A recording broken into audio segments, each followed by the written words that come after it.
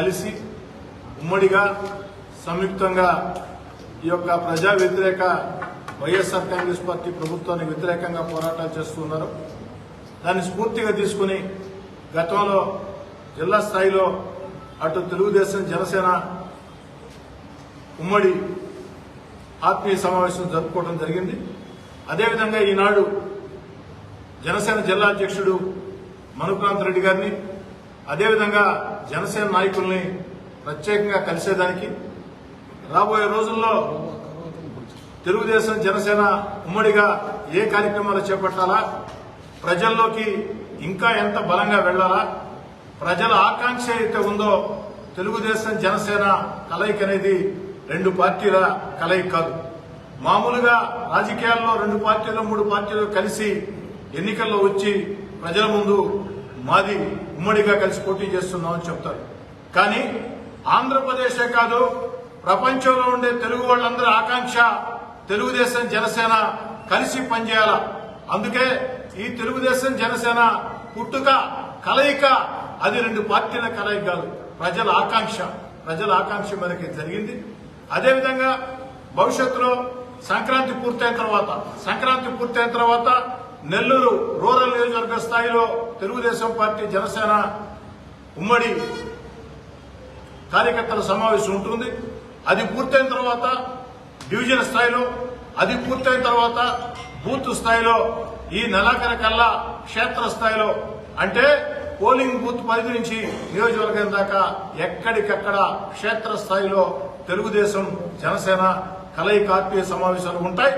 అటు తెలుగుదేశం పార్టీ పక్షాన అటు అదేవిధంగా జనసేన పక్షాన మనుక్రాంత్ రెడ్డి గారు జిల్లా అధ్యక్షుడు, అదేవిధంగా జనసేన నాయకులు అందరం కూడా కలిసికట్టుగా పోరాటం సాగించి ఏదైతే నెల్లూరు జిల్లాలో 10కి 10 అసెంబ్లీ స్థానాలు 2 ఎంపీ స్థానాలు కూడా తెలుగుదేశం జనసేన ఉమ్మడి అభ్యర్థులు గెలిచే విధంగా ప్రతి ఒక్కరం కష్టం చేస్తామని, ఇక అభ్యర్థుల ఎంపిక అవన్నీ కూడా ఇందాకే మనుక్రాంత్ రెడ్డి గారు చెప్పినట్టు అటు చంద్రబాబు గారు పవన్ కళ్యాణ్ గారు నిర్ణయం తీసుకుంటారు.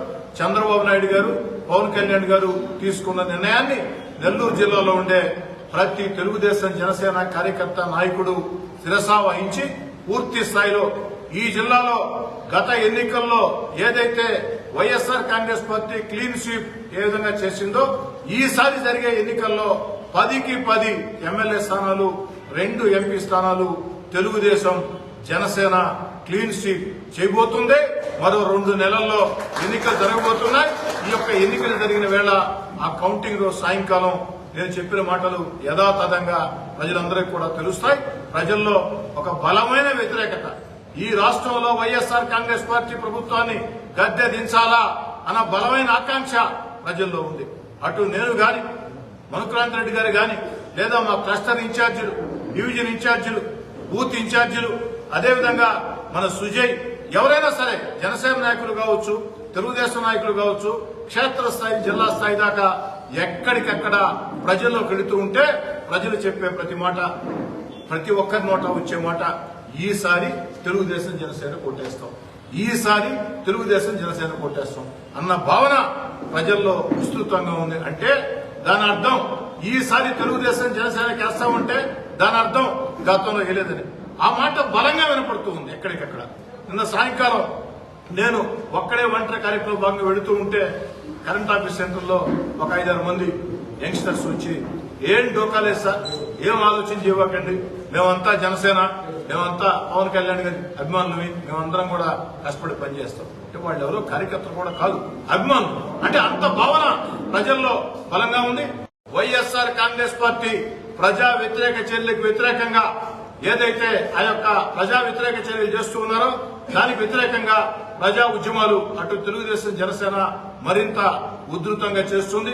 ఇప్పటికే గత 5 ఏళ్లుగా నెల్లూరు జిల్లా కష్టపడి జిల్లా అధ్యక్షుడిగా మనుక్రాంత్ రెడ్డి గారు గాని వారి మిత్ర బృందం గాని వారందరూ నడిపిస్తున్న తీరు, అదేవిధంగా నేనంటే ఓ ఏడాది ముందు తెలుగుదేశం పార్టీలోకి వచ్చాను. నాకంటే ముందు నుంచి కూడా తెలుగుదేశం పార్టీలో చురుగ్గా పనిచేస్తున్నటువంటి క్లస్టర్ ఇన్ఛార్జీలు గాని, డివిజన్ ఇన్ఛార్జీలు గాని, డివిజన్ అధ్యక్షులు గాని, బూత్ ఇన్ఛార్జీలు గాని, రాష్ట్ర జిల్లా స్థాయిలో పదవులు ఉన్నటువంటి వారందరినీ కూడా అందరం కలగలుపుకుని ఒకే మాటగా ముందుకు సాగుతామని తెలియజేస్తున్నాం.